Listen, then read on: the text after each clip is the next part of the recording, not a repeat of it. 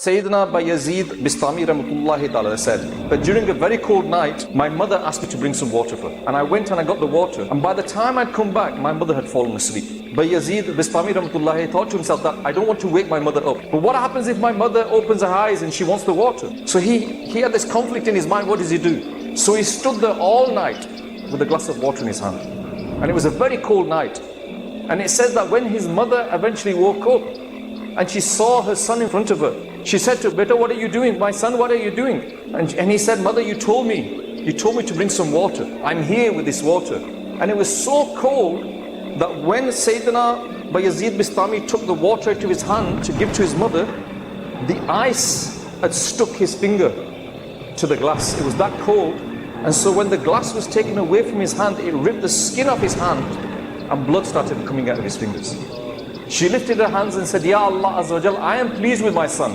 Ya Allah, I beg you to also be pleased with my son as well." This is an example of how we should respect our parents. And they said that if a mother does a dua for you, then how lucky you are. Allah Azza wa Jal says to us in the Quran, "And treat parents with goodness. If one of them or both of them reach old age in front of you, do not even say uff to them. Do not scold them, and speak to them words of respect.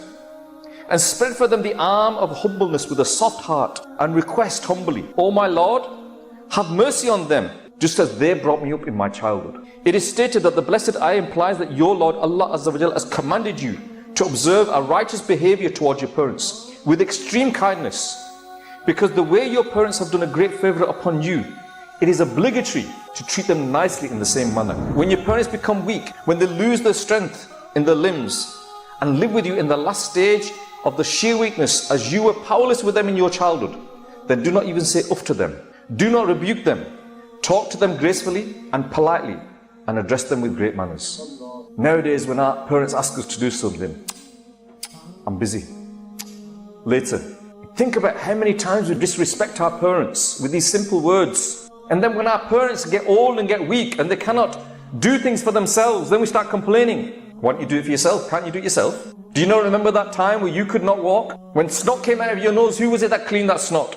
When you were sick, who was it that cleaned it? It was your mother and your parents that did this."